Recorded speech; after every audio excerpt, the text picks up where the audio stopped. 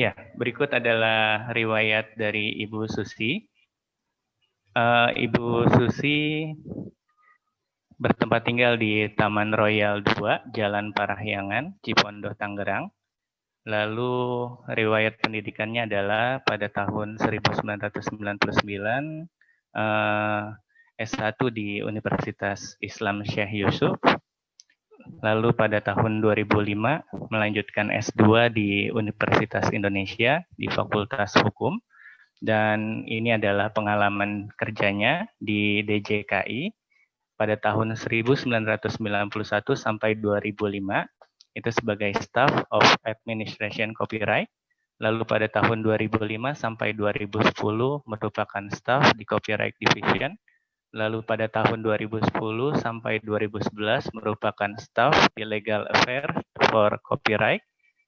Lalu selanjutnya pada tahun 2011 sampai Oktober 2011 sebagai Chief of Industrial Design Appeal and Copyright Commission. Lalu selanjutnya pada tahun 2011, November 2011 sampai 2012 itu sebagai Chief of Patent Certification. Lalu selanjutnya pada tahun 2012 sampai Februari 2013 sebagai Chief of Multilateral Cooperation. Dan pada tahun 2013 sampai 2014 sebagai Chief of National Cooperation for Non-Government Institution. Dan sekarang pada tahun 2014 sampai sekarang sebagai Chief of National Cooperation for Government Institution. Ya, jadi banyak sekali pengalamannya. Jadi itu adalah riwayat singkat dari Bu Susi Heranita SHMH. Nah, untuk selanjutnya presentasi akan dijelaskan oleh Ibu Susi. Dan Susi kami persilahkan. Ya, sebentar, Bu. Terima kasih Pak Rifki. Assalamualaikum warahmatullahi wabarakatuh. Waalaikumsalam warahmatullahi wabarakatuh. Mohon izin dibantu presentasi saya. Assalamualaikum warahmatullahi wabarakatuh. Bapak Ibu, selamat pagi dan salam sejahtera untuk kita semua. Assalamualaikum warahmatullahi wabarakatuh. Di ruang ini sepertinya sudah banyak nih yang pernah ketemu sama saya dan sudah pernah tentunya mendengar atau mengikuti beberapa presentasi saya yang mungkin ada hari ini. Dan sebetulnya apa yang disampaikan oleh Bu Dian itu nggak jauh-jauh. Maksud saya bahan presentasi saya itu miriplah dengan apa yang sudah disampaikan Bu Dian. Tapi versi lengkapnya dari sisi paten itu sudah sangat dijelaskan secara luas oleh Bu Dian.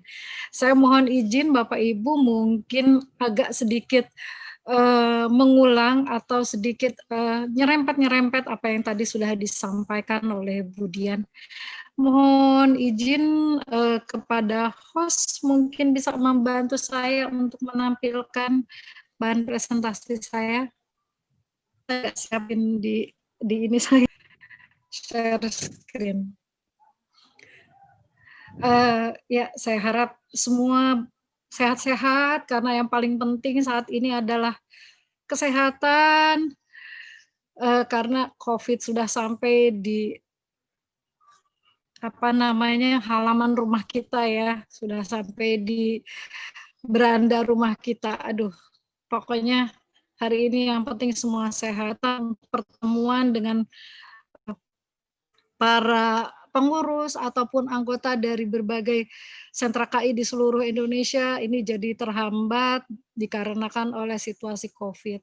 Padahal saya ada beberapa kegiatan untuk pertemuan terkait membahas mediasi paten yang bekerja sama dengan Direktorat Paten dan juga tentang indikasi geografi. Yang mohon izin hari ini tema saya mengenai kekayaan intelektual dan perguruan tinggi ini adalah subtema saya. Jadi tema besarnya disampaikan oleh Universitas Gunadarma, tetapi dari saya subtemanya ini adalah KI. Lanjut.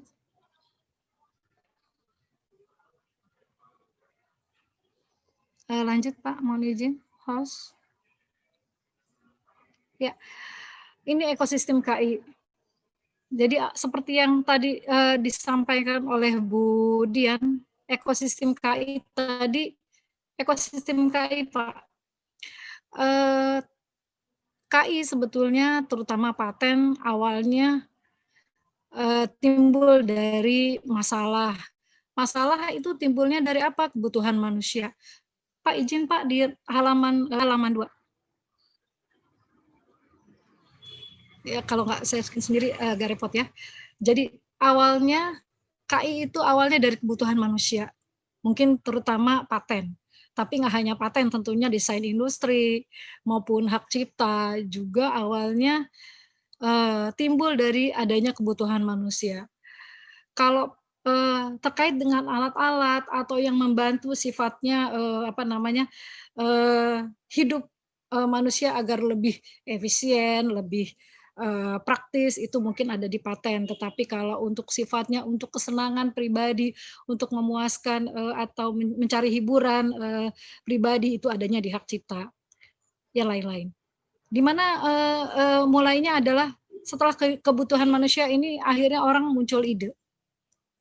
Gimana supaya kebutuhannya ini bisa lebih kebutuhan manusianya itu maksudnya bisa jadi lebih mudah, bisa lebih praktis, bisa lebih efisien. Setelah muncul ide, masuklah ide ini ke research and development, diadakan penelitian. Setelah jadi hasil penelitiannya itu, hasil risetnya itu terutama adalah harus dilindungi KI-nya. Karena tanpa perlindungan KI percuma. Karena nanti orang lain bisa dengan bebas meniru ataupun membajak, memperbanyak dan segala macam hasil penelitian yang kita lakukan. Setelah dilakukan perlindungan KI, barulah dikomersialisasi. Komersialisasi ini adalah efek dari perlindungan KI dan hasil riset. Menyitir apa yang disampaikan Pak Freddy, Dirjen KI, jadi KI hasil riset atau perlindungan KI tanpa ada komersialisasi, jangan bicara tentang KI, karena KI itu harus berdampak pada ekonomi. Ya, lanjut ke pasar. Setelah komersialisasi tentunya ada pasar, di mana kita harus ada jual beli transaksi di situ supaya hasil riset kita yang sudah dilindungi KI bisa dikomersialisasi lalu berdampak pada pasar. Ini balik lagi mungkin kalau untuk paten ada pengembangan lebih lanjut terkait dengan kebutuhan manusia lainnya. Ya, lanjut. Apa yang dimaksud dengan kekayaan intelektual? Kekayaan intelektual dalam pengertian yang luas dapat diartikan sebagai hak-hak hukum yang dihasilkan dari aktivitas intelektual di bidang industri, karya ilmiah, seni, dan sastra. Lalu secara umum, kekayaan intelektual merupakan hak yang mengeksploitasi secara ekonomis dari hasil kreasi atau karya cipta intelektual yang bersifat monopoli terbatas. Jadi artinya hanya kita yang menghasilkan karya tersebut yang boleh memiliki hak tersebut, yang berhak untuk menjual, menjual, mendistribusikan, memperbanyak, dan lain-lain. Hak-hak tersebut bersifat eksklusif yang memberikan kewenangan pemiliknya untuk melaksanakan sendiri atau memberikan izin kepada pihak lain untuk melaksanakannya. Pemberian ini biasanya dilakukan dengan imbalan tertentu yang disebut royalti. Ya, lanjut. Lanjut. Aset KI dan kemajuan suatu bangsa. Izin halaman sebelumnya.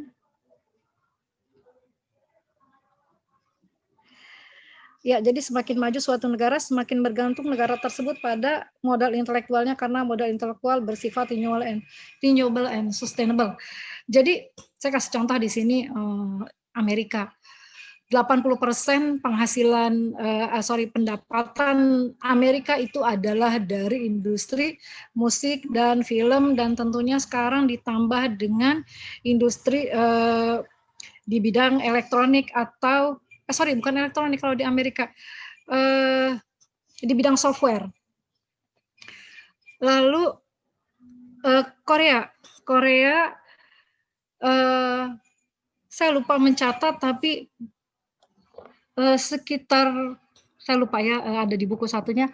Jadi lebih dari 60% pendapatan negara Korea Selatan itu didapat dari industri elektronik, terutama Samsung, LG, lalu musik atau K-pop, dan saat ini ditambah dengan drama televisi atau drama Korea saat ini. Ya, kata Asep menyadarkan pembisnis atau wirausaha dan pembuat kebijakan jika KI bukan hanya hak hukum, namun bisa dimanfaatkan sebagai pendorong pertumbuhan nilai ekonomi. Ya, lanjut. Kalau kemarin saya kasih contoh ada.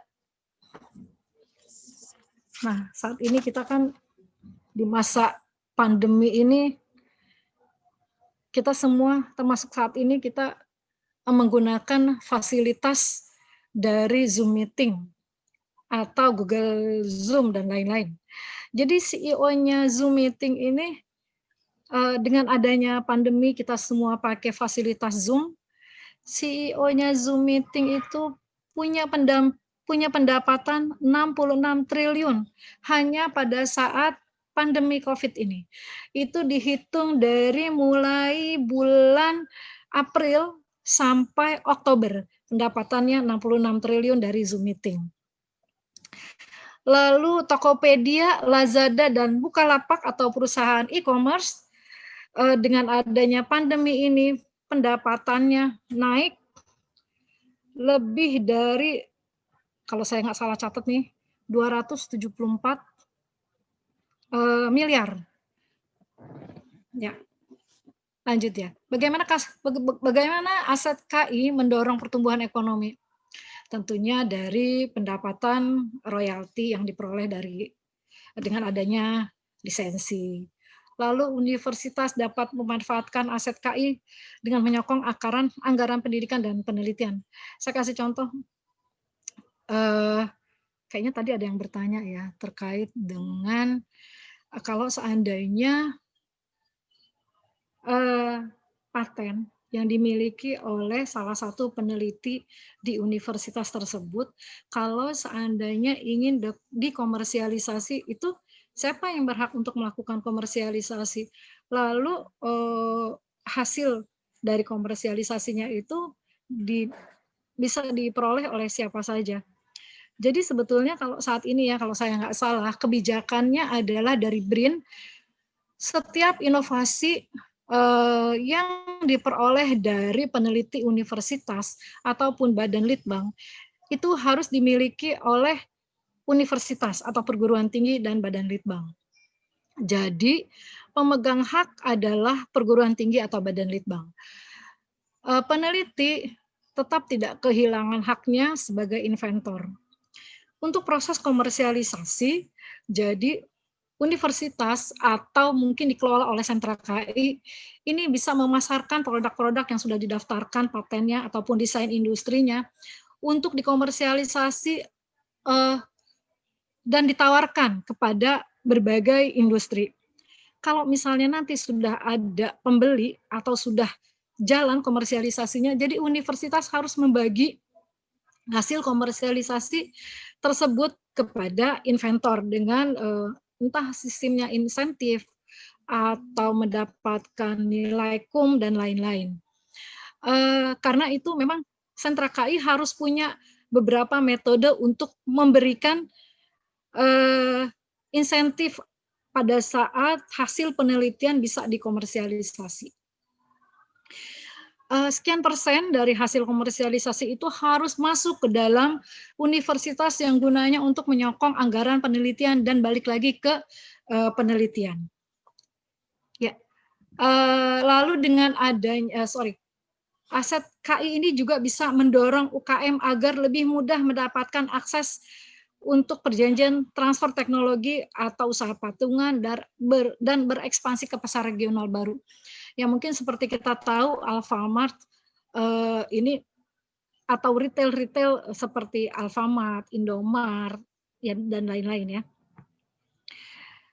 Itu hanya untuk melisensikan kata atau merek Alfamart-nya saja itu lisensor harus membayar itu setiap 3 tahun sekali itu 45 juta hanya untuk penggunaan kata Alfamart-nya saja. Adapun di awal ketika akan ada perjanjian untuk membuka gerai Alfamart ataupun bikin minimart, itu ada lagi harus membayar di awal, kalau saya nggak salah itu sekitar 600 juta. Di sini Alfamart menyerahkan kepada calon lisensor. Kalau seandainya mau menggunakan kata Alfamart atau ingin melakukan franchise ataupun lisensi menggunakan kata Alfamart, silahkan dengan biaya sekian. Kalau seandainya tidak mau juga tidak apa-apa karena masih banyak pihak lain yang ingin bekerja sama dengan Alfamart untuk menggunakan kata Alfamart untuk usaha minimart ataupun retail. Ya, lanjut.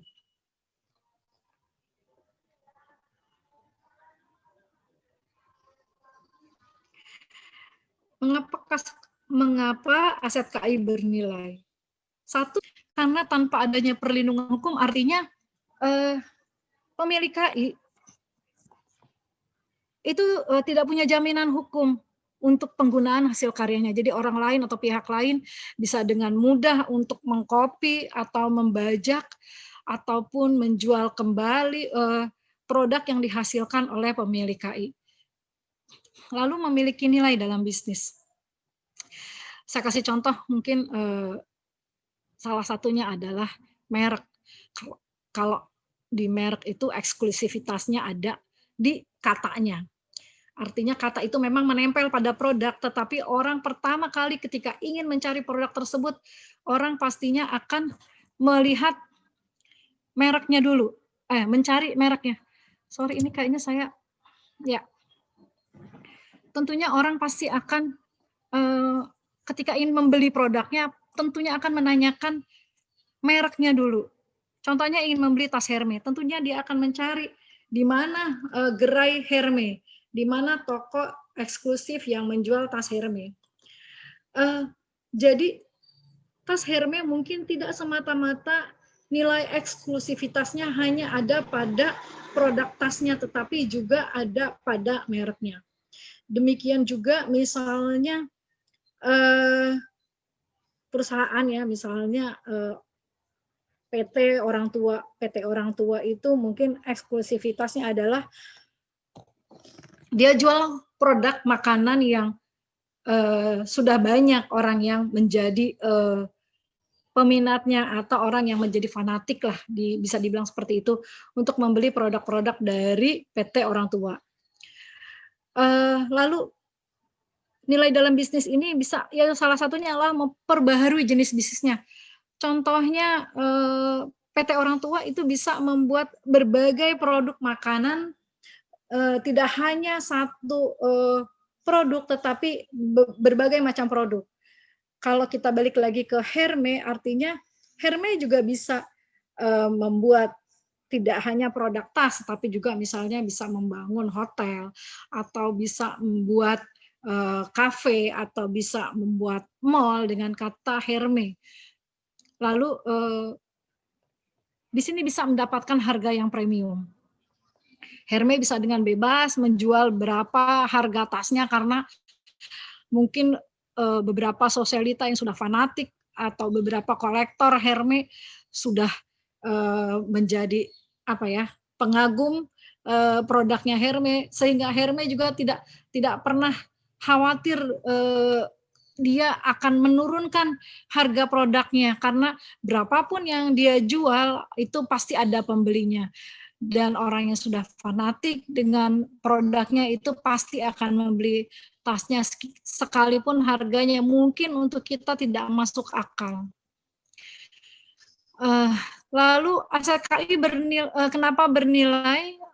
Salah satunya adalah menciptakan penghasilan. Mungkin salah satunya penghasilan ini bisa diperoleh dari pemilik KI melalui komersialisasi yang lain-lain lah. Lalu bisa juga mendatangkan investor lewat usaha patungan, bisa lewat franchise, bisa lewat income sharing, bisa lewat waralaba, dan lain-lain. Aset KI juga bisa mendorong riset dan pengembangan teknologi. Jadi artinya merupakan bahan pertimbangan utama dalam menentukan strategi penelitian untuk menghasilkan inovasi-inovasi baru, terutama mungkin di industri, bukan hanya di perguruan tinggi. Ya, lanjut. Cara memperoleh nilai dari aset KI bisa menggunakan KI secara langsung, artinya kita sebagai peneliti juga misalnya yang bisa langsung bisa menjadi startup, langsung menjual, dikomersialisasi langsung ke pasar. Lalu bisa juga melalui penjualan KI, bisa lewat sarana lisensi, franchise, transfer teknologi, waralaba, dan lain-lain. Lanjut. Bagaimana aset KI memiliki nilai ekonomi? Jika dikelola dengan benar, aset KI dapat memotivasi dan membantu untuk menghasilkan pendapatan dari penjualan melalui lisensi atau dan mendapatkan royalti. Lalu bisa meningkatkan nilai ekspor, menarik minat investor asing, dan joint venture bisa membantu mempertahankan dan memotivasi tenaga teknis, merangsang industri berbasis R&D dan menciptakan lapangan pekerjaan. Juga bisa mendukung lembaga penelitian dan pendidikan, bisa mempromosikan pendanaan R&D untuk penyediaan dan meningkatkan kebutuhan produk dan teknologi, bisa menjadi nilai tawar dalam negosiasi transfer teknologi dan membantu mendapatkan akses barang dan teknologi melalui perjanjian lisensi. Ya, lanjut. Ini agak cepat ini, soalnya sebetulnya sudah disampaikan semua oleh Bu Dian. Tentunya Bapak Ibu sudah paham, ada yang memiliki kepemilikan perorangan dan komunal. Untuk yang kepemilikan perorangan tadi sudah dibahas secara global dan mungkin rigidnya atau detailnya tentang paten sudah dibahas oleh Bu Dian. Untuk kepemilikan komunal ini ada sumber daya genetik. Tentunya nanti sumber daya genetik bisa berkaitan dengan paten. Lalu ada ekspresi budaya tradisional yang akan nanti bisa berkaitan juga dengan hak cipta. Ada pengetahuan tradisional yang bisa berkaitan dengan hak cipta atau sumber daya genetik. Dan ada indikasi geografis. Indikasi geografis nanti bisa berkaitan dengan sumber daya genetik dan merek. Tergantung dari yang mana yang ingin dilindungi. Kalau semata-mata indikasi geografisnya di mana produk dikembangkan, lalu di mana produk tersebut berasal. Tapi kalau untuk mereknya, jadi untuk diperjualbelikan dari produk tersebut tentunya yang dilindungi adalah mereknya. Untuk sumber daya genetik tentunya nanti kalau seandainya berkaitan dengan paten, tentunya ini harus diungkap apabila misalnya paten tersebut berasal dari sumber daya genetik di wilayah tertentu atau dihasilkan dari bahan-bahan yang bersumber dari kekayaan alam. Sumber daya genetik ini sebetulnya suatu hari bisa punah kalau kita tidak pernah menjaga. Demikian juga dengan indikasi geografis, kalau tidak pernah dijaga, tidak pernah diusahakan terus, ini suatu hari akan hilang perlindungannya. Akan hilang karena produknya mungkin sudah tidak ada. Tetapi kalau ekspresi budaya tradisional dan pengetahuan tradisional, juga kalau misalnya kita tidak pernah melestarikan, tidak pernah mencoba untuk memperkenalkan budaya kita, melestarikan terus-menerus apa yang kita miliki, ini suatu hari juga akan punah. Jangan sampai ketika negara lain bilang bahwa ini adalah budayanya mereka atau dihasilkan oleh mereka, kita baru teriak bahwa ini adalah milik kita. Yang sangat berhampiran mungkin dengan berhampiran dengan teknologi dari negara lain yang mungkin sangat ingin dimiliki oleh negara lain dari negara kita adalah salah satunya pengetahuan tradisional. Jadi bagaimana kita misalnya membuat jamu-jamuan, membuat obat-obat tradisional yang misalnya kita tidak pernah sadar bahwa ini memiliki nilai yang bisa dikomersialisasi. Mungkin kalau misalnya kita tidak pernah peduli dengan hal tersebut, akhirnya mungkin negara maju yang akan menggunakan pengetahuan tradisional kita untuk dikomersialisasi oleh mereka. Ini sih sebetulnya lebih kepada kalau negara maju yang terkait dengan pengetahuan tradisional, lebih kepada cara bagaimana membuat obat tradisional. Lalu ada lagi sebetulnya ya, pengobatan tradisional tuh di kita kan sebetulnya kalau dibilang kita percaya sama dukun tuh lucu gitu kalau kita orang yang sudah berorientasi ilmiah gitu kan. Kita akan ketawa kalau seandainya berobat ke dukun gitu. Padahal dukun itu mungkin kalau yang menggunakan obat-obatan, dia menggunakan ramu-ramuan, itu sebetulnya dilindungi sebagai pengetahuan tradisional. Lalu salah satunya juga teknik sunat itu sebetulnya dilindungi juga di pengetahuan tradisional. Yang dulu kita mungkin waktu bapak-bapak kita atau kakak kita disunat itu masih menggunakan biluh atau bambu itu ya, biluh atau buluh, biluh ya. Itu sebetulnya dilindungi sebagai pengetahuan tradisional. Ya, kita lanjut aja. Saat ini di JKI membuat database untuk kekayaan intelektual komunal yang maksudnya adalah untuk perlindungan defensif dari pihak asing apabila ada asing yang ingin berusaha mencuri ataupun menggunakan kekayaan intelektual komunal kita. Jadi untuk menghindari hal tersebut. Lalu cara memperoleh perlindungan KI ada 3, bisa cara deklaratif, konstitutif, dan diam-diam. Kalau untuk deklaratif artinya lewat pengumuman aja atau publikasi aja udah cukup, nggak perlu didaftar atau nggak perlu dicatatkan, sudah dilindungi. Contohnya hak cipta dan hak terkait. Lalu konstitutif, satu lagi yang sebetulnya perlu dicatatkan adalah di sini mungkin lisensi, dan untuk KIK juga hanya perlu dicatatkan, tidak perlu didaftarkan. Lalu yang perlindungannya secara konstitutif melalui pengajuan pendaftaran, ada paten, merek, desain industri, DTLST, dan PVT. Tapi untuk PVT pendaftarannya bukan di JKI tetapi di Kementerian Pertanian. Pembuktian untuk hal yang konstitutif ada lewat sertifikat yang diberikan haknya oleh negara. Lalu untuk yang perlindungan yang diperoleh secara diam-diam atau disimpan kerahasiaannya oleh pemiliknya, yaitu rahasia dagang sepanjang pemilik rahasia dagang itu merahasiakan karyanya, itu artinya karyanya tetap dilindungi. Contohnya Coca-Cola yang udah lebih dari 100 tahun formulanya dilindungi dalam rahasia dagang. Tetapi ada juga yang selain Coca-Cola, selain formula yang dilindungi oleh rahasia dagang, database juga bisa dilindungi oleh rahasia dagang. Ya, lanjut.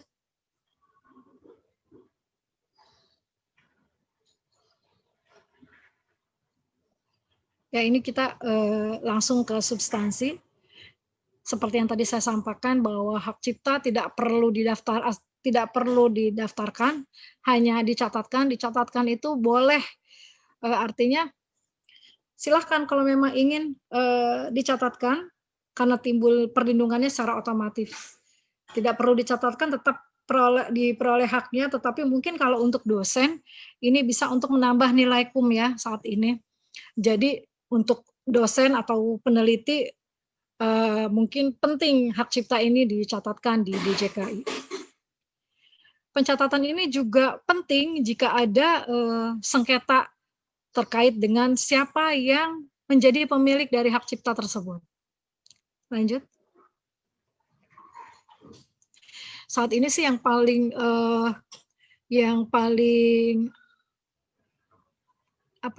dominan ditanyakan adalah siapa sih sebetulnya yang memiliki hak cipta kalau seandainya dosen minta dicatatkan hak ciptanya lewat perguruan tinggi atau lewat sentra KI. Ada dosen yang merasa bahwa nanti kalau seandainya hasil karya saya, misalnya berupa buku ya, atau karya tulis, suatu hari karya saya bisa dikomersialisasi, kalau seandainya lewat universitas, artinya nanti universitas dong yang punya hak untuk memperbanyak karya saya. Saya dapat apa gitu. Ya ini masih jadi perdebatan.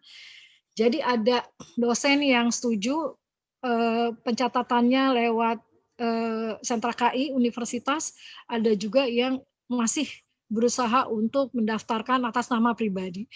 Ini saya serahkan kepada masing-masing universitas kebijakannya seperti apa, atau adakah kebijakan dari BRIN yang mengatakan bahwa hak cipta dari para dosen itu harus didaftarkan lewat universitas sehingga pemegang hak ciptanya adalah universitas, sedangkan dosennya sebagai autornya atau penulisnya adalah hanya sebatas sebagai pencipta. Adapun nanti komersialisasi bagaimana pembagian keuntungan dari perbanyakan dari buku-buku tersebut diserahkan kepada universitas. Tadi saya ada sedikit merek sebelum desain industri.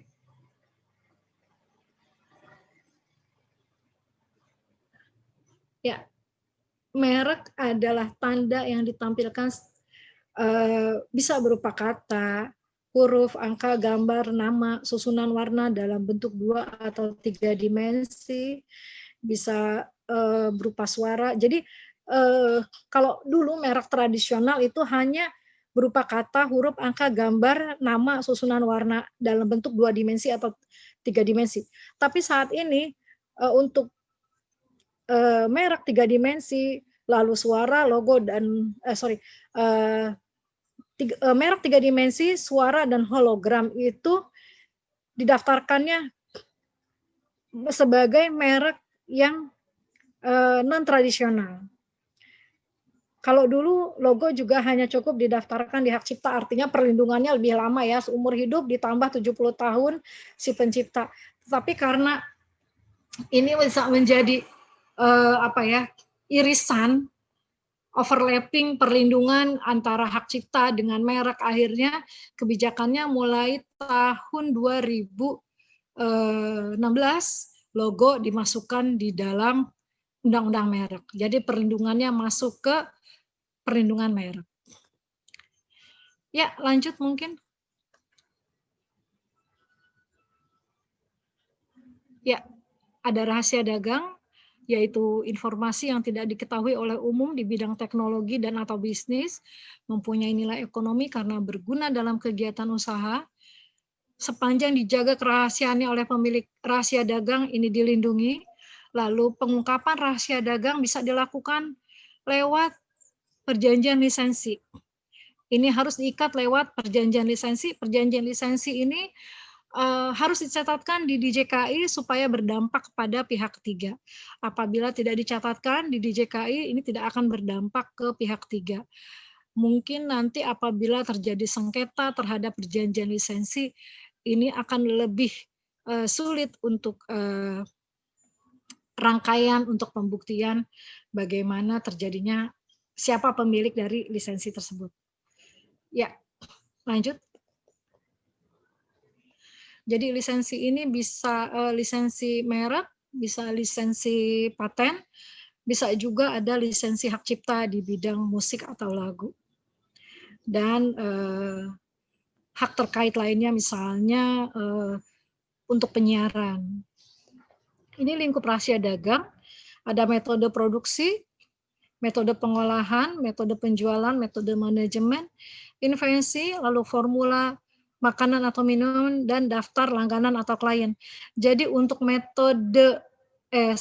untuk metode pengolahan, metode produksi, lalu invensi, dan formula ini bisa double perlindungan. Jadi bisa di paten juga bisa di rahasia dagang. Karena untuk formula juga bisa ada know-how-nya, invensi juga bisa ada know-how-nya yang bisa dilindungi di know-how dilindungi di rahasia dagang, tetapi untuk produknya atau invensinya dan formulanya dilindungi di paten. Ya. Ya, ini daftar langganan atau klien. Jadi misalnya juga Bapak Ibu yang telah misalnya ini saat ini sih yang paling bikin saya sebel sih sebenarnya ya.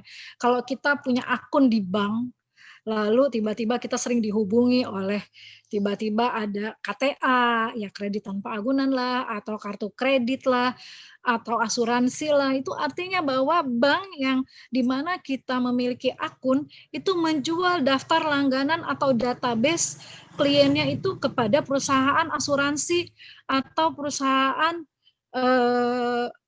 kredit dan lain-lain. Memang ada sih bank yang misalnya memang terkait dengan jadi memiliki kartu kredit juga ya, bank tersebut bukan hanya tabungan kontemporer tetapi juga ada kredit, tapi ada juga yang hanya untuk menjual daftar kliennya aja. Itu jangan salah Bu Ibu, Bapak-bapak, itu nilainya lumayan besar. Itu mungkin untuk misalnya 500 klien itu bank bisa menjual dengan harga ratusan juta rupiah. Lalu tadi saya mau, jadi misalnya Bapak Ibu yang melakukan penelitian ya, untuk yang meneliti di laboratorium, yang misalnya mencatat setiap hasil penelitiannya, misalnya percobaan pertama hasilnya ada di grade apa, hasil kedua penelitian kedua ada di grade apa, lalu misalnya yang berhasil ada di grade 3 atau di percobaan ketiga atau di percobaan ke-10, itu dari percobaan pertama bisa dilindungi di rahasia dagang. Karena misalnya kita tidak aware dengan hasil penelitian kita, bisa saja orang lain menggunakan hasil penelitian kita untuk diteliti lebih lanjut dan dikembangkan sesuai dengan kemampuannya orang tersebut.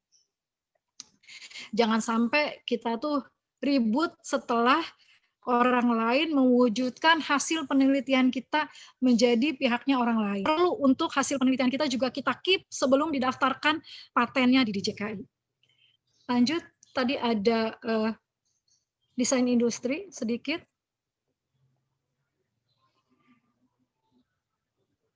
Ya, oke. Ada desain industri sedikit tadi, satu halaman yang mungkin terlewat. Ada desain industri Pak sebelumnya. Lanjut ke bawah terus. Ya, desain industri setelah hak cipta Pak.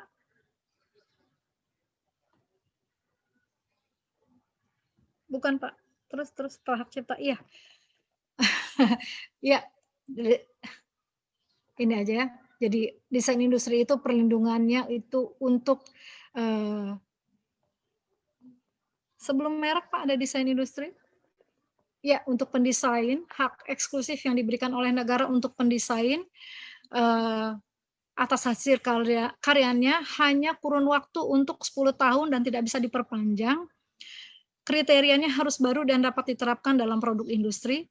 Sebetulnya ini desain industri, setuju apa yang tadi disampaikan oleh Bu Dian bahwa desain industri itu harusnya masuknya ke paten.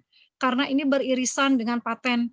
Desain industri itu beririsan antara hak cipta dan dan paten. Karena desain industri kalau secara estetis ditampilkannya hanya penampakan luarnya aja yang tidak terlalu dinilai dari sisi fungsionalnya atau sisi teknisnya, itu bisa dilindungi di desain industri atau di hak cipta. Tetapi kalau dilihat dari teknologi yang ada di dalam industri tersebut bisa menjadi paten atau bisa dimasuk ke dalam peti paten atau di paten sederhana. Ya, lanjut.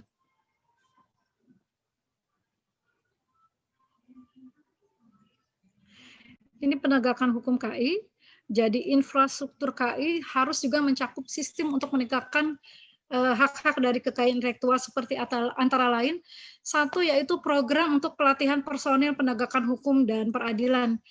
Ini di JKI sudah ada pelatihan untuk kami sih biasanya di KS ya, di bagian kerjasama ini beberapa kali melakukan misalnya bimbingan atau pelatihan ataupun sosialisasi kepada para penegak hukum untuk Mahke Jakpol ya, untuk penegak hukum di bidang peradilan, untuk para hakim, untuk jaksa, untuk polisi, untuk PPNS-nya di JKI dan lain-lain. Konsultan KI juga yang terkait dengan KI lah tentunya pokoknya. Lalu ada program untuk kerjasama antar lembaga pemerintah. Jadi di JKI sudah melakukan berbagai program kerjasama terkait dengan penegakan hukum KI ini dengan berbagai lembaga pemerintah. Kalau terkait KIK, kita di JKI baru saja tanda tangan PKS dan MOU KIK itu dengan Kementerian Lingkungan Hidup dan Kehutanan, dengan Litbang Pertanian, dengan Kementerian Dalam Negeri, dengan Kementerian saya malah lupa pada saya yang handle ya. Ya, dengan beberapa kementerian. Terkait dengan penegakan hukum ini kita juga ada MOU dengan kepolisian dan lain-lain. Lalu untuk penegakan hukum ini juga dibentuk unit khusus atau satuan tugas di dalam pemerintah. Contohnya adalah di JKI punya PPNS KI yang tentunya PPNS KI ini juga tersebar tidak hanya di DJKI tetapi ada di kantor wilayah di 34 provinsi di Indonesia. Timnas PPHKI, saya malah lupa kepanjangan dari PPHKI itu adalah apa ya? Timnas Penanggulangan Pelanggaran HKI, dulu masih namanya HKI, karena Timnas ini disahkan lewat Kepres nomor 4 tahun 2006. Ini turunan juga dari Kepres 34 kalau saya nggak salah ketika itu dibidani oleh Pak Murdiono. Ya, lanjut. Ini TIS, ini saya harap Bapak Ibu yang perguruan tingginya sudah MOU TIS dengan DJKI agar juga bisa ikut join menjadi membernya TIS. Artinya bisa ikut berbagai kegiatan yang ada di TIS. Semua perguruan tinggi yang kalau saya nggak salah jumlahnya 27 perguruan tinggi yang sudah tanda tangan TIS sudah dicatatkan atau sudah dibuat notifikasinya di WIPO. Jadi member TIS ini bisa memiliki manfaat atau bisa bisa mengambil manfaat dari adanya MOU ataupun PKS mengenai TIS ini antara perguruan tinggi di JKI dan WIPO. Jadi TIS ini ya Bapak Ibu bisa bacalah akses yang bersifat lokal, informasi di bidang teknologi yang berkualitas tinggi dan untuk membantu para inovator atau inventor dan kreator dalam mengeksploitasi potensi inovasi dan dalam menghasilkan, melindungi dan mengelola KI, lalu memfasilitasi perguruan tinggi dan lembaga litbang atau badan litbang dalam hal inovasi sehingga bisa lebih mandiri, terutama dalam menyusun dokumen paten dan komersialisasi paten. Walaupun saat ini di JKI sendiri masih belum melakukan komersialisasi paten, tetapi tentunya ketika perguruan tinggi Bapak Ibu sudah bekerja sama dengan DJKI dan WIPO nanti terkait dengan komersialisasi paten ini bisa dibantu oleh WIPO dalam mendapatkan berbagai informasi terkait komersialisasi paten. Lalu dengan kita menjadi member TIS, bisa tersedia paten library yang mendukung informasi mengenai teknologi yang telah dipatenkan, lalu untuk menghindari duplikasi penelitian. Jadi Bapak Ibu bisa melakukan penelusuran sebelum mendaftarkan paten, karena kalau seandainya belum melakukan penelusuran lalu sudah didaftarkan patennya, yang bisa berdampak pada penolakan paten atau investasi Bapak Ibu ditolak karena sudah tidak baru, itu nanti penelitiannya Bapak Ibu menjadi sia-sia. Lalu ya, berbagai pelayanan terkait lainnya, bisa training, BIMTEK, dan lain-lain. Di halaman selanjutnya bisa dilihat. Jadi, manfaatkan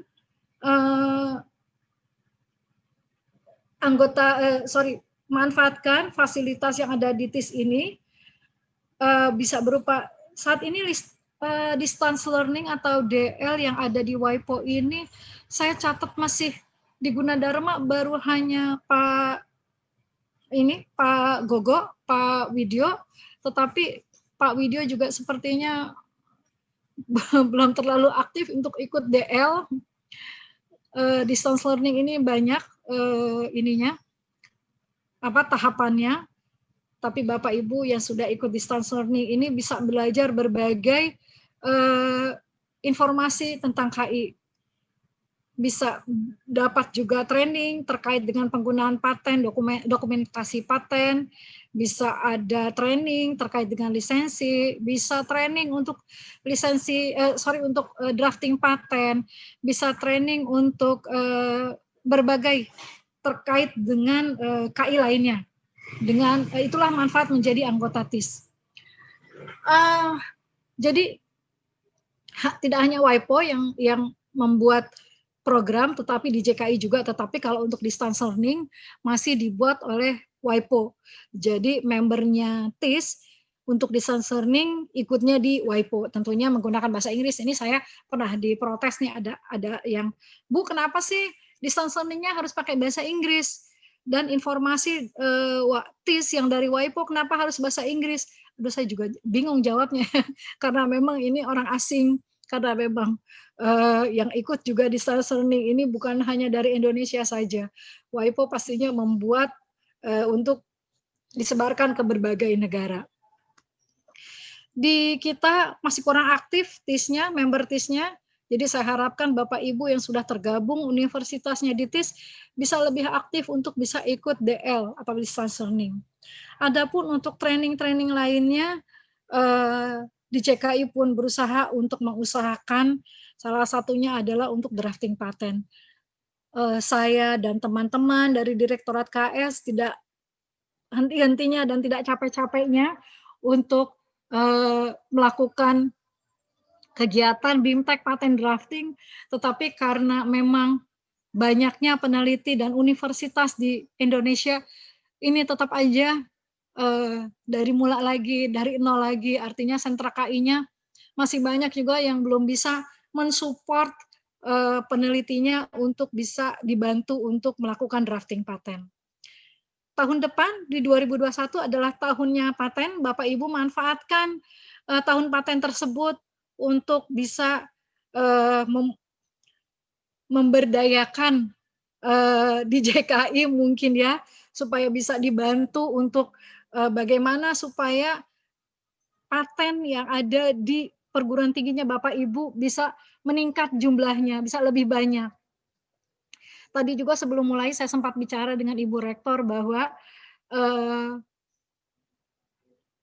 peningkatan permohonan KI nanti yang ada di Gunadarma akan diusahakan dari setelah selesai mahasiswa, ketika akan skripsi, nanti berusaha akan didaftarkan baik patennya, misalnya ada potensi paten, didaftarkan patennya, lalu kalau seandainya dari skripsi tersebut bisa didaftarkan ciptaannya, akan didaftarkan mungkin seluruh mahasiswanya atau wisudawan dari Gunadarma akan didaftarkan ciptaannya. Ini akan berdampak pada peningkatan permohonan hak cipta yang nanti mungkin ketika misalnya di JKI bikin award atau penghargaan gitu, jadi Gunadarma juga bisa mendapatkan award atau penghargaan pemohon hak cipta terbanyak ya tahun ini misalnya gitu.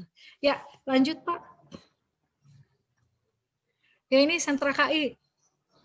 Jadi perannya sentra KI yaitu harus bisa meningkatkan pengetahuan para peneliti di bidang KI. Lalu harus meningkatkan mutu dan target hasil penelitian yang berdampak pada capaian pendaftaran paten atau KI lainnya. Lalu harus meningkatkan lalu sentra KI ini ya bisa meningkatkan nilai akreditasi institusi melalui jumlah pendaftaran KI. Kalau saya nggak salah dengar, jadi kalau seandainya peringkat perguruan tinggi yang ada di BRIN, salah satu kriteria penilaiannya adalah dari jumlah berapa paten yang didaftarkan di DJKI. Lalu sentra KI ini harus bisa memberikan pendapatan kepada institusi melalui lisensi dan komersialisasi KI. Ini harus didorong sentra KI-nya karena perannya sebetulnya strategis di perguruan tinggi yang bisa membantu baik para dosen, peneliti maupun institusi atau pun universitas atau perguruan tinggi dalam menghasilkan berbagai karya yang bisa dikomersialisasi. Lanjut Pak. Ya ini mungkin ini menjawab apa yang tadi ditanyakan, saya sempat menyimak ada yang ingin bertanya terkait dengan antara perguruan tinggi dan industri. Jadi sentra KI harus bisa memetakan area spesifik penelitian. Lalu jadi gini, kalau mungkin kan setiap tahun perguruan tinggi punya target untuk tingkat kesiapan teknologi. Tahun ini misalnya bidangnya apa? Misalnya bidangnya untuk membuat supaya contohnya ya misalnya dengan adanya aplikasi tertentu bisa membuat aman suatu kendaraan di jalan supaya tidak terjadi tabrakan misalnya. Lalu ternyata aplikasi ini tidak hanya berkaitan dengan fakultas teknik elektro, tetapi mungkin juga teknik mesin atau berkaitan juga nanti dengan yang mungkin jurusan perhubungan, saya nggak tahu ya masih ada apa enggak ya, terkait dengan perhubungan darat atau perhubungan udara atau laut dan lain-lain ya. Kayaknya dulu ada teknik perhubungan kan. Nah mungkin ini artinya sentra KI-nya ini harus bisa merangkum berbagai merangkum berbagai fakultas untuk membuat TKT yang akan ada nanti keluarannya adalah tentunya adalah entah satu paten atau berapa paten yang tentunya langsung bisa digunakan atau bisa langsung dikomersialisasi.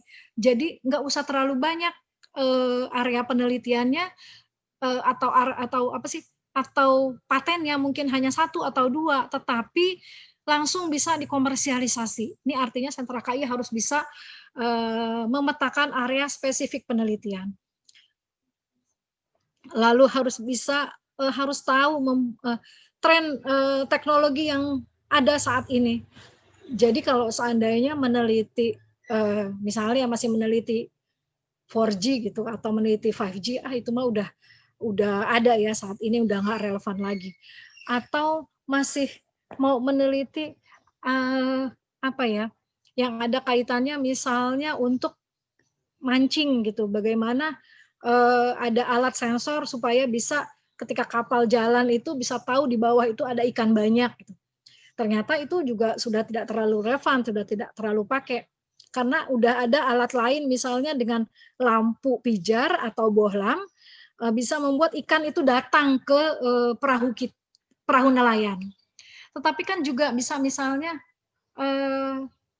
saat ini mungkin karena lagi cuaca lagi kurang bagus, khawatir banyak terjadi kecelakaan baik di udara ataupun di laut.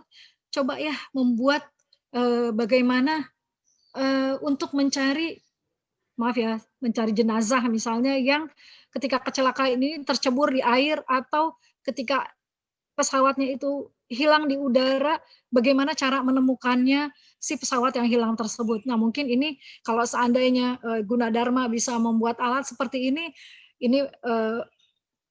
kemungkinan komersialisasinya sangat besar.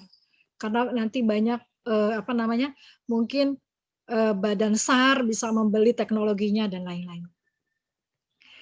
Nah, ini tadi mengidentifikasi fakultas yang memiliki keterkaitan dengan bidang yang ingin diteliti. Ini ada kaitannya dengan poin yang paling atas. Lalu sentra KI juga harus bisa berkomunikasi dengan industri tentang kebutuhan produk apa yang ada di industri itu yang misalnya bisa dibantu penelitiannya atau produknya oleh universitas. Saya kasih contoh Pak Taufikur Rahman. Jadi beliau penemu atau inventor nanoteknologi, beliau mendatangi beberapa industri, ada nggak dari produknya industri tersebut yang gagal, yang bisa dibantu untuk diteliti ulang oleh Pak Profesor Taufikur Rahman. Dan buktinya dengan nanoteknologi ada beberapa industri yang akhirnya produknya bisa lebih baik, juga akhirnya bisa lebih murah dalam produksinya, dan akhirnya bisa berdampak pada penjualannya pun lebih murah ke masyarakat, sehingga masyarakat pun bisa membeli produk tersebut secara lebih luas. Lalu sentra KI harus bisa melakukan berbagai inovasi, harus bisa merancang beberapa inovasi untuk membantu para peneliti. Lalu harus bisa mengidentifikasi prospek lisensi yang potensial. Jadi harus tahu bahwa misalnya paten A ini bisa dilisensikannya ke industri mana atau ke pihak mana. Lalu sentra KI harus bisa berpartisipasi dalam penelitian yang berpotensi paten, harus bisa mendatangi calon penerima lisensi yang potensial, lalu membuat strategi dalam perjanjian lisensi, dan harus bisa ada transfer teknologi. Jadi transfer teknologi itu bisa dari luar yang didapat oleh sentra KI, atau bisa juga transfer teknologi yang ada di sentra KI kepada satu peneliti kepada peneliti lainnya, atau kepada industri atau kepada perguruan tinggi lain. Ya, lanjut. Nah, ini hampir selesai. Saya cuma kasih gambarnya aja. Ini ada Hedi Lamar.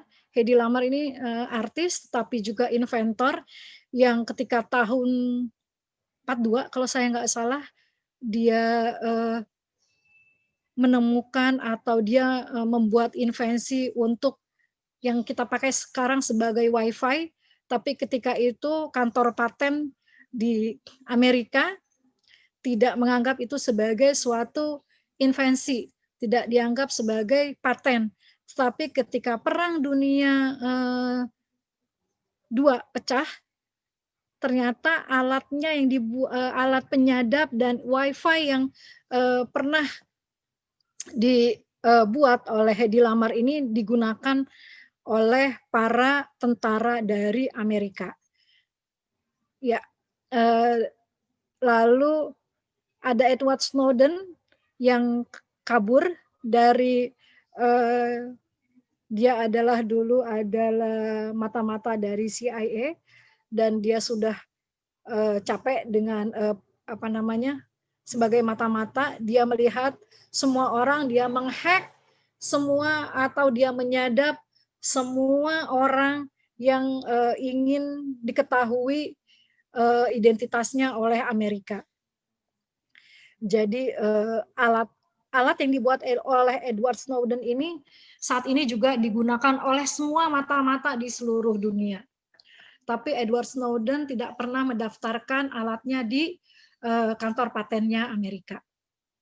Ya, sepertinya itu yang bisa saya sampaikan, Bapak Ibu. Kalau seandainya ada yang ingin diskusi dengan saya persilahkan.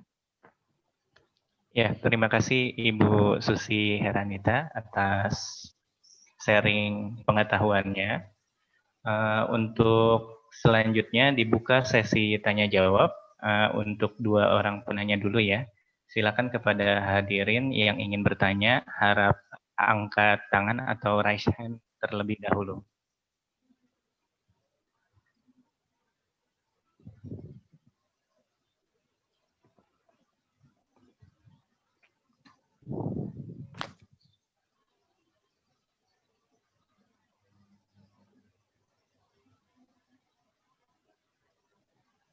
Kayaknya nggak ada yang nanya nih, alhamdulillah. Atau mungkin dari saya baca dari yang chat dulu Bu ya. Ya, silakan. Ya, di sini ada yang bertanya, bernama Yasmin Juwita. Pertanyaannya adalah apakah Ditjen Haki ada kerjasama dengan Kemenkes dan Badan POM untuk memastikan produk yang mengajukan registrasi obat consumer health dan medical device tidak menyalahi paten yang berlaku saat rilis ke pasar? Kalau untuk BPOM di CKI ada MOU-nya, tetapi kemarin hanya masih sebatas di ini aja ya, bidang KIK, kekayaan intelektual komunal.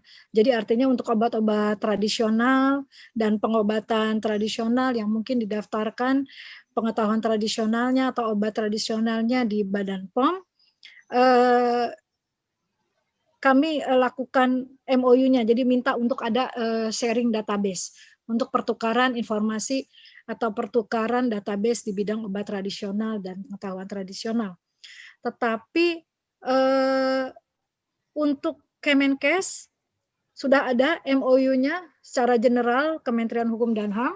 Untuk PKS-nya saat ini sedang kami lakukan lebih spesifik khususnya untuk bidang-bidang yang terkait KI secara general, khususnya mungkin paten. Tapi kalau tadi saya lupa, kalau untuk misalnya gini, yang kemarin jadi pertanyaan dari teman-teman dari Direktorat Merek, ada isu bahwa kalau seandainya sudah didaftarin di merek kata dari merek dari obat tersebut, jadi kalau tidak diterima mereknya atau tidak bisa didaftarkan mereknya, itu akan berdampak pada penolakan di BPOM. Padahal ternyata tidak ada kaitannya. Demikian juga sebaliknya. Jadi tidak pernah BPOM itu, jadi misalnya orang daftarin obat di BPOM untuk mendapatkan perlindungan obat-obatannya, lalu ketika mereknya ditolak, otomatis BPOM juga menolak, itu tidak ada kaitannya. Kemarin itu banyak pengusaha obat yang bilang minta agar direktur merek segera untuk mendaftarkan merek dari obat yang telah didaftarkan oleh perusahaan obat tersebut di BPOM. Alasannya karena hal tersebut, padahal tidak ada kaitannya. Lalu ada juga yang menjadi kebingungan dari Direktorat Merek adalah merek yang sudah menjadi nama generik ya, itu didaftarkan sebagai merek gitu. Misalnya dia daftarin paracetamol untuk obat isinya paracetamol, padahal itu kan sudah menjadi generik. Lalu ada beberapa obat yang misalnya merupakan suatu zat aktif dari suatu obat didaftarkan sebagai merek di Direktorat Merek. Itu juga Direktorat Merek berusaha koordinasi dengan BPOM apakah ini sebetulnya benar memang zat aktif obat sehingga ini seharusnya ditolakkah oleh pemeriksa merek seperti itu. Ya, itu Pak. Ya, oke. Terima kasih, Bu. Ini ada pertanyaan lagi dari chat. Jika ingin merevisi judul paten yang sudah didaftarkan, apakah proses pemeriksaan akan diproses lagi dari awal sehingga granted-nya akan menjadi lebih lama?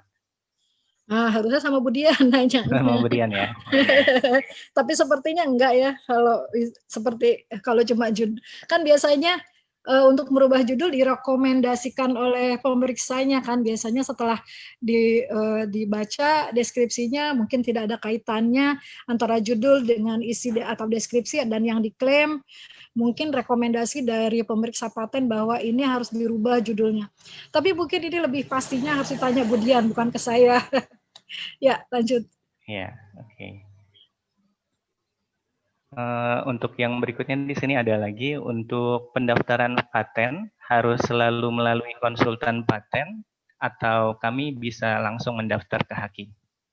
Bisa langsung, kalau universitas lewat sentra KI, sekarang daftar paten lewat online, bisa lewat loket virtual, bisa lewat e-filing. Kalau lewat konsultan KI mungkin akan keluar anggaran tambahan ya.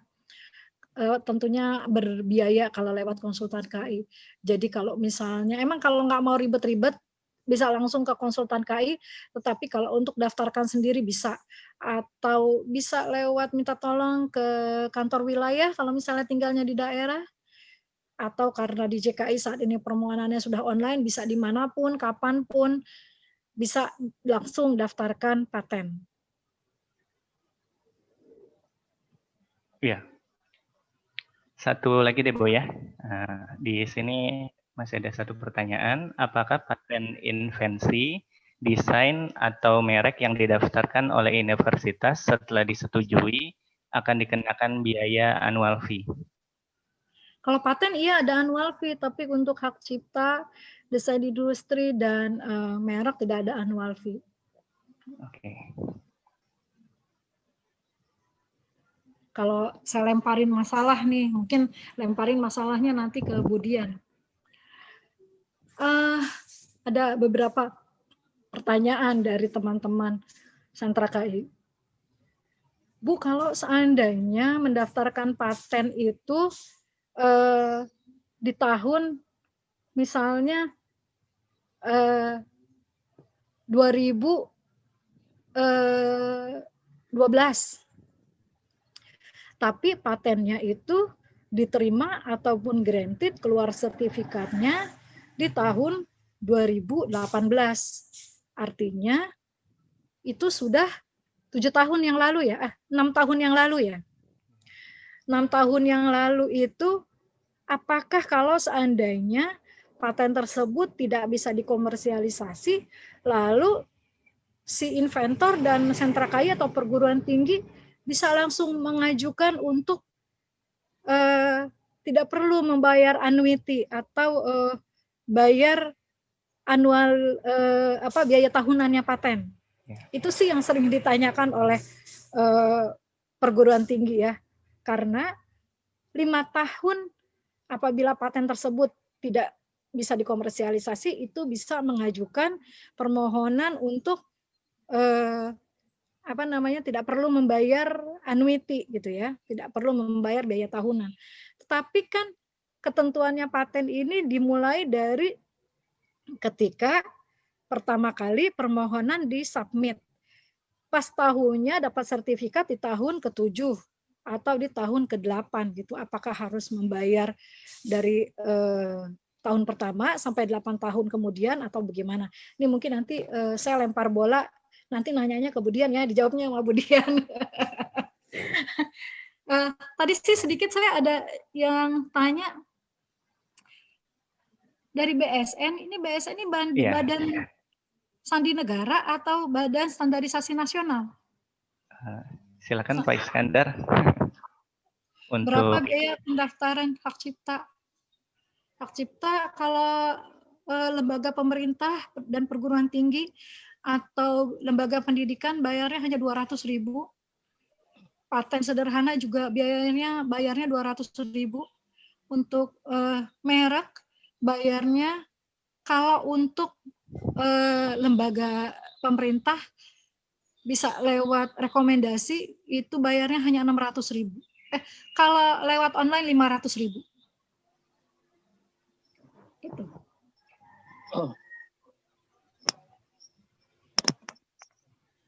Ini biaya anuali paten tanpa harus lewat konsultan, boleh kok, langsung aja bayar. Walaupun haknya konsultan itu memang hanya sampai biasanya dari awal permohonan sampai ke sertifikat ya. Ketika misalnya kita memilih konsultan A untuk mengurusi permohonan paten kita atau Bu Yasmin. Jadi mulai dari awal permohonan sampai kepada sertifikat itu kewajibannya dari si konsultan untuk mengurusi permohonannya Bu Yasmin.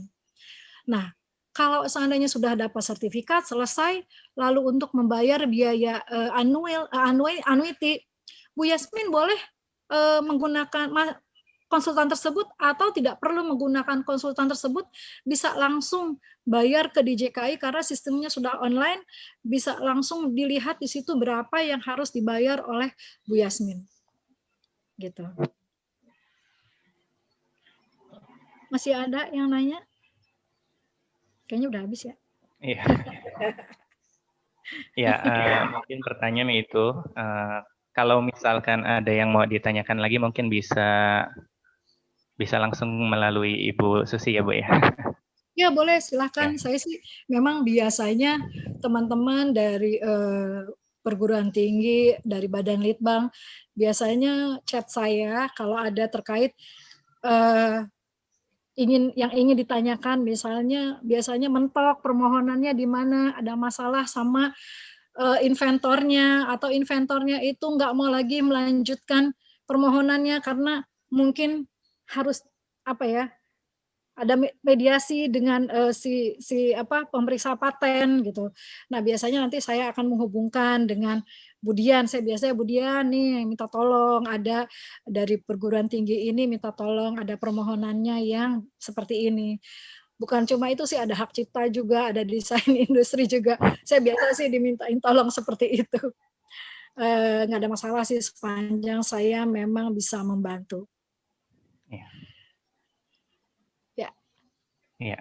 Iya, terima kasih Bu Susi Heranita atas sharing pengetahuannya.